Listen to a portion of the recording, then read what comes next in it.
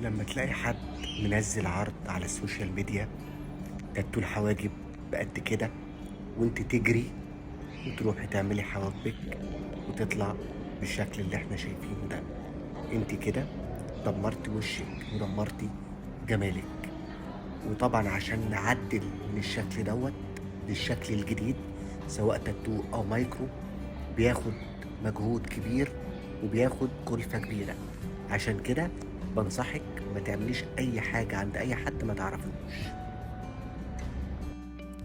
طبعا احنا مش بنحب نتكلم عن نفسنا كتير، ما بنحبش نقول ان احنا خبرة حاجة وعشرين سنة، ما بنحبش نقول ان احنا يعني ما فيش حد هيطلع الشغل ده زينا.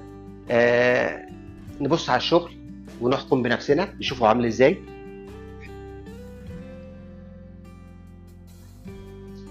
طبعا واحد قبله وبعد، صورت حاجب وسبت حاجب عشان نشوف شكله عامل ازاي بعد ما اتعمل.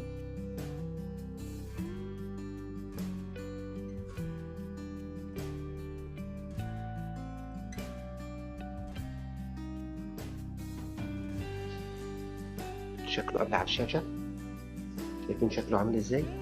وبعد ما عملنا التحويل من التاتو العادي للمايكرو بليدنج بقى شكله عامل ازاي. الخطوط بتاعتنا، وبعد كده فرغنا من النص.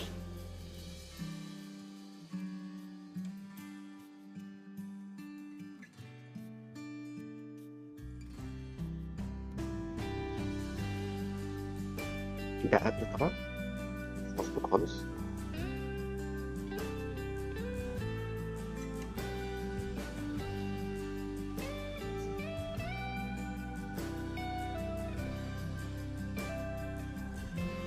ده الشعر اللي عندها شعر خفيف قوي.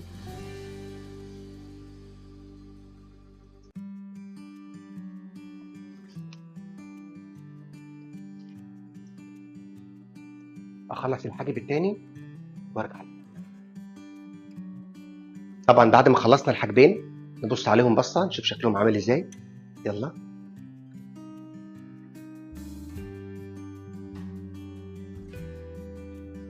دي بقى تقنيه الهايلايت بتاعتنا اللي احنا مميزين فيها قوي.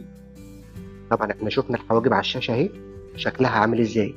طبعا عملنا ازاله هنا من تحت وعملنا ازاله هنا من تحت.